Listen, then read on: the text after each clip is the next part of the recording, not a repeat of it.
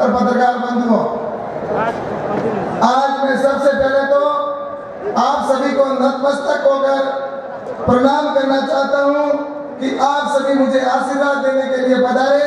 इसके लिए आप सबका बहुत बहुत तहे दिल से आभार। मैं आपके सामने बस इतना निवेदन करना चाहता हूं कि ये जो भारतीय जनता पार्टी का मुझे प्रत्याशी के रूप में, एक सेवक के रूप में जो टिकट दिया है, ये मेरा टिकट नहीं है, एक कार्यकर्ता के नाते आप सभी का टिकट है और मैं आपके चरणों में हमेशा सेवा करता रहूंगा। आज इस मंच से मुझसे पूर्व वक्ताओं ने आपको बहुत कुछ बताया कि हमारी जो राजस्थान की सरकार और केंद्र सरकार ने जो भारतीय जनता पार्टी के समय में जो काम हुए और जो कांग्रेस के समय में जो काम हुए, मुझे कई बार मैं जब जाता हूं क्षेत्र के अंदर या बाहर जब जाना होता है, जयपुर या दिल्ली, तब मुझे ये सुनने को मिलता है कि बाड़मेर और जैसलमेर क्षेत्र है वो बहुत ही पिछड़ा हुआ है। मुझे बहुत दुख होता है जब मेरे क्षेत्र के बारे में, मेरे लोकसभा क्षेत्र के बारे में लोग ये कहते हैं कि बाड़मेर जैसलमेर पिछड़ा हुआ है। लेकिन मैं इसके बारे में ये कहना चाहता हूँ कि अगर हमारा ये क्षेत्र पिछड़ा रहा तो इसका गुनहगार कौन है? इस बाड़मेर और जैसलमेर के अंदर 60 साल तक कांग्रेस की सरकार ने राज किया। यहाँ पर ऐसे ऐसे प्रत्याशी आए और जिन्होंने, कांग्रेस के लोगों ने कभी यहाँ पर विकास की बात नहीं की। उन्होंने गरीब को गरीब रखने का काम किया, अनपढ़ को अनपढ़ रखने का काम किया। कभी किसी व्यक्ति ने विकास की बात भी उनके सामने रखी तो वो कहते थे कि विकास, सड़क की बात करते थे कि हमारे गांव में सड़क होनी चाहिए। तो वो लोग कहते थे कि क्या करेंगे सड़क को इस गांव में यहाँ लाने से, अगर यहाँ पर गांव सड़क आ गई तो आपके यहाँ पर चोर आ जाएंगे। इस तरह से हमारे को गुमराह करते थे। विकास अगर वास्तविकता में हमारे इस क्षेत्र के अंदर हुआ है तो हमारे देश के प्रधानमंत्री स्वर्गीय अटल बिहारी वाजपेयी जी के समय में उन्होंने पूरे राजस्थान में नहीं, पूरे हिंदुस्तान के अंदर एक योजना बनाई, प्रधानमंत्री ग्राम सड़क योजना। उसके बाद में हमारे गांवों के अंदर विकास पहुंचना प्रारंभ हुआ, हमारे गांवों के अंदर विकास पहुंचा। और उसके बाद में अगर किसानों के लिए उस समय किसानों की फसल बीमा नीति लागू की, किसानों को किसान क्रेडिट कार्ड देना प्रारंभ किया, किसानों को ऋण देना प्रारंभ हुआ। और उसके बाद में दुर्भाग्य से 10 साल फिर कांग्रेस की सरकार आई और इस यूपीए की सरकार ने इस क्षेत्र के ऊपर पुनः कोई विशेष ध्यान नहीं दिया, जिसकी वजह से हमारे फिर विकास नहीं हुआ। लेकिन मैं आज, मुझे कहते हुए प्रसन्नता होती है कि हमारे देश के प्रधानमंत्री माननीय नरेंद्र मोदी जी के नेतृत्व में जो पिछले 5 साल की सरकार रही, उसके अंदर जो नए आयामों को छुआ गया है, चाहे हमारे यहाँ पर रिफाइनरी को लेके हो, चाहे हमारे यहाँ पर रिफाइनरी को स्थापित करने का काम किया। हमारे यहाँ की बहनों, जो बहनें हैं, कभी उन्होंने सोचा भी नहीं था कि मेरे गांव के अंदर यहाँ पर गैस का कनेक्शन होगा। उसकी बहनों जो थी, उसकी आंखों के, बहनों के और माताओं के आंखों के आंसू पोंछने का काम अगर किसी ने किया तो मेरे देश के प्रधानमंत्री माननीय नरेंद्र मोदी जी ने किया। इस क्षेत्र के अंदर मैं आपसे यही कहना चाहता हूं कि जिस तरह से गांवों के अंदर लाइटें नहीं थी तो पंडित दीनदयाल ग्राम ज्योति योजना के तहत यहाँ पर लाइटों को पहुंचाने का काम अगर किया तो हमारे देश के प्रधानमंत्री माननीय नरेंद्र मोदी जी ने किया।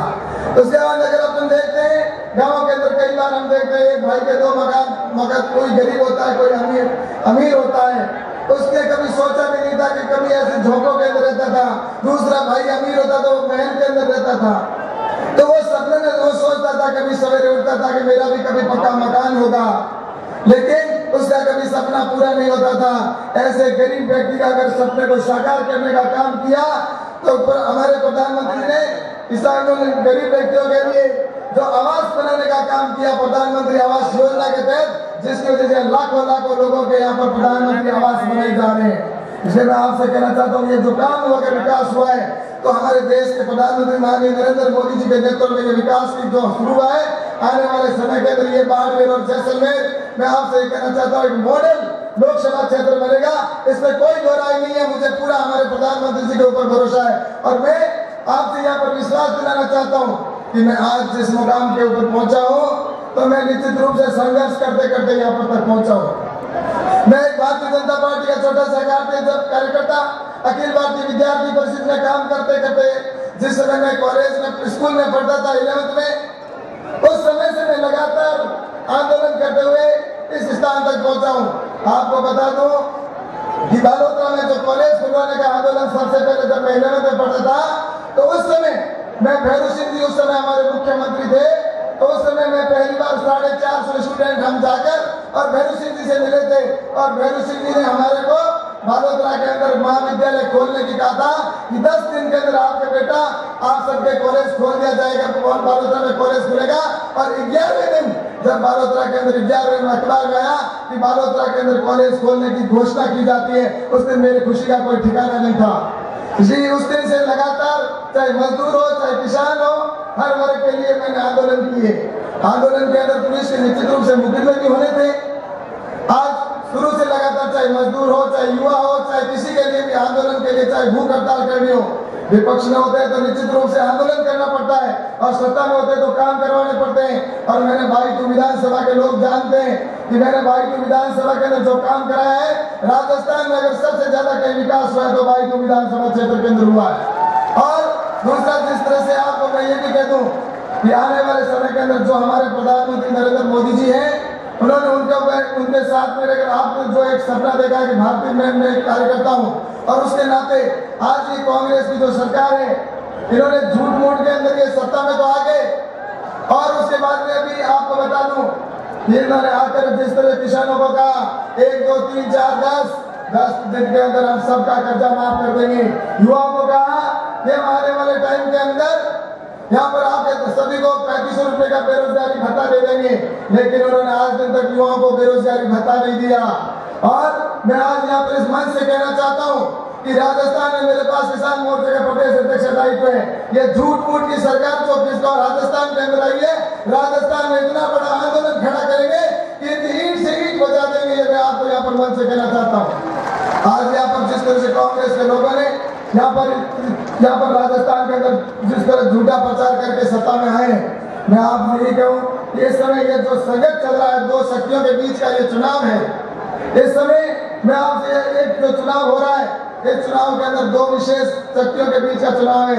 एक तरफ वो लोग हैं जो भ्रष्टाचारी हैं, जो भारत जो है वो देश के अंदर जिन्होंने भ्रष्टाचार किया, गरीब को खून चूसने का काम किया और विदेशों में ले जाकर पैसा जमा करवाया, तो दूसरी तरफ वो लोग हैं जो ईमानदार हैं, हमारे प्रधानमंत्री नरेंद्र मोदी जी की तरह ईमानदार। और एक तरफ वो लोग हैं जो भारत माता को गाली देते हैं, तो दूसरी तरफ वो लोग हैं जो भारत माता की जय बोलने वाले हैं। एक तरफ वो लोग हैं जो आपको बता दूं इस समय आज आपको इस समय का जो चुनाव है, इस चुनाव के अंदर आपसे यही आग्रह करना चाहता हूं कि जिस तरह से देश के अंदर आतंकवाद को जो बढ़ावा दिया जा रहा है, आज हमारे देश के अंदर ऐसे लोग हैं जो जो आतंकवादी को जी कहकर पुकारते हैं, हाफिज जी, अफजल गुरु जी, और जो भी आतंकवादी को जी कहकर पुकारने वाले हैं, उनके जो ऐसे बोलते हैं जैसे उनके कोई फूंका लगते हैं। अरे जो आतंकवादी वहां से रवाना होता है तो भारत के किसी न किसी नागरिक को खत्म करने के लिए यहाँ पर आता है, और उसको भी यहाँ आकर वो जी कहकर पुकारते हैं। क्या उन्हें अपने को अगर उसके लिए अगर उनको कोई अगर आप जवाब दे सकते हो तो उनको कोई गोली मारने की जरूरत नहीं है। जब 29 तारीख को कमल के फूल पर आप बटन दबाओ, उस समय मन में ये सोच लेना कि मैं जो बटन दबा रहा हूँ वो एक आतंकवादी के मैं गोली मार रहा हूँ। ये अगर आपने सोच कर कर लिया तो निश्चित रूप से हमारा वो सपना है, वो सपना साकार होगा।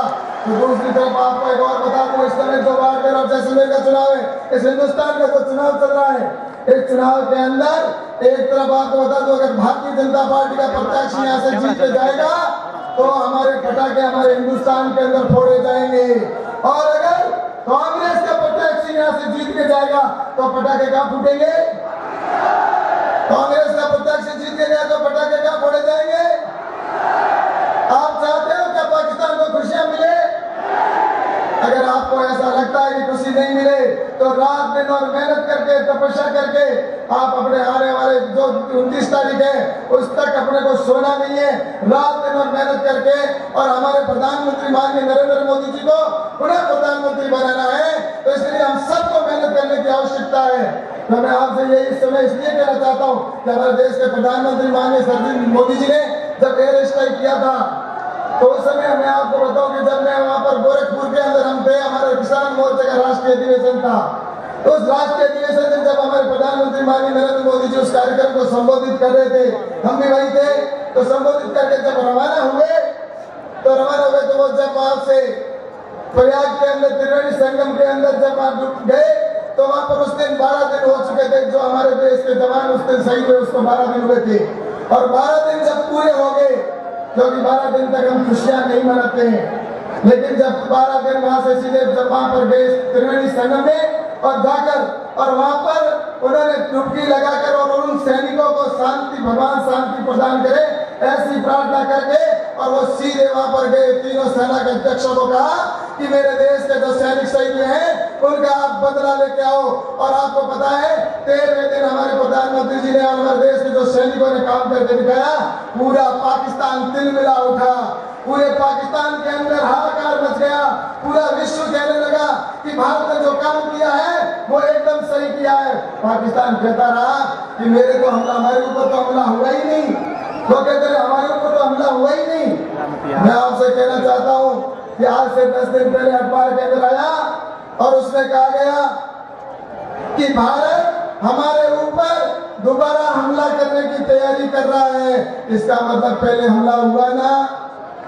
इसलिए आपको बता दूं, हमारे प्रधानमंत्री नरेंद्र मोदी जी जो कहते हैं वो आज सभी को गर्व होता है। मेरे तो आज यहाँ पर इस समय यही कहूंगा, मैं तो आप सबके बीच में हूँ और हर समय आपकी सेवा के अंदर तत्पर रहूंगा, क्योंकि मेरे जीवन का मैंने लक्ष्य बनाया है कि मैं हमेशा जनता के बीच में रहकर सेवा करूं। क्योंकि एक जनप्रतिनिधि का धर्म बनता है कि वो जीतने के बाद जाकर कोई एयर कंडीशन के अंदर नहीं बैठे, चाहे वो सरपंच हो, चाहे वार्ड पंच हो, चाहे वो प्रधान हो या प्रमुख हो, चाहे वो एमएलए हो, एमपी हो। उसका दायित्व बनता है कि जीतने के बाद वो जनता के बीच में रहकर जनता की सेवा करे। तो मैं आपको विश्वास दिलाना चाहता हूँ कि यहाँ की जो बाड़मेर और जैसलमेर की जो समस्या है उन समस्याओं को मैं निश्चित रूप से हर समय सभा पर लड़कर और आपकी जो यहाँ पर चाहे डीएनपी की समस्या हो या यहाँ पर जो शरणार्थी भैया हुए उनकी समस्या हो, उनका समाधान करना हो, चाहे मेरे किसान भाइयों के लिए यहाँ पर नहर का पानी लाना हो तो उसके लिए भी, किसानों के लिए भी मैं निश्चित रूप से लड़ूंगा। और आने वाले समय में मेरे युवा साथी जो बेरोजगार है उन बेरोजगार भाइयों के लिए यहाँ पर ज्यादा से ज्यादा रोजगार कैसे स्थापित हो सके उसके लिए मैं आपके बीच में रहकर और इन समस्याओं का समाधान करने का पूरा प्रयास करूंगा। चाहे छोटी मोटी कोई भी समस्या होगी, चाहे रेल का हो, ट्रेन को यहाँ से गुजरात या महाराष्ट्र जाने का हो, ऐसे कई विषय जो मैं यहाँ पर इसको समस्या का समाधान करने का पूरा विश्वास दिलाता हूँ। और बस इतना ही कहता हूँ कि आपका मुझे आशीर्वाद मिले। और इस समय आप सबसे यही निवेदन है कि मैं तो एक छोटा सा एक पौधा होता है वो पौधा हूँ, और उस पौधे के अंदर आप अगर एक लोटा पानी डाल दोगे तो ये पौधा आगे जाके बड़ा हो जाएगा और आपके हर समय सेवा के अंदर तत्पर रहेगा। इतना ही मैं आपके चरणों में नमन करता हूँ, वंदन करता हूँ आप सबसे कि आपने मुझे वास्तव में जो आज यहाँ पर प्यार दे रहे हो, इतना स्नेह दे रहे हो। जहाँ भी मैं गाँव के अंदर जाता हूँ तो वहाँ पर मेरे युवा साथियों का, सभी माताओं बहनों का, बुजुर्गों का जो स्नेह मिल रहा है, मैं वास्तव में अपने आप को बहुत धन्य महसूस करता हूँ। क्योंकि मैं एक छोटा सा कार्यकर्ता हूँ और कार्यकर्ता होने के नाते जब आपका प्यार मिलता है तो मुझे बहुत प्रसन्नता होती है। बस मेरे जीवन के अंदर तो एक ही खुशी होती है, किसी व्यक्ति को तो इस बात में खुशी होती है आज हमारे बीच में सामने साधु संत बैठे हैं, उनको भगवान की भक्ति में खुशी मिलती है। तो दूसरी तरफ अगर कोई व्यापारी तो उसको व्यापार करने में खुशी मिलती है, किसान को अपनी फसल अच्छी हो उसमें खुशी मिलती है, लेकिन मेरे को खुशी मिलती है जब मेरे किसी भाई का काम हो जाता है मेरे द्वारा, तो मुझे उस समय सबसे ज्यादा खुशी होती है। इसलिए मैं आपसे निवेदन करता हूँ कि आपके बीच में रहकर यहाँ के इस बाड़मेर और जैसलमेर के क्षेत्रों की समस्याओं के लिए हर समय तत्पर रहकर इस समस्या का समाधान करूंगा। आप सबको बहुत बहुत धन्यवाद देना चाहता हूँ कि आप इतनी संख्या में पुनः मैं निवेदन करता हूँ कि आप सभी मुझे आशीर्वाद देने के लिए आए, इसलिए आप सबका बहुत बहुत आभार। जय हिंद, जय भारत।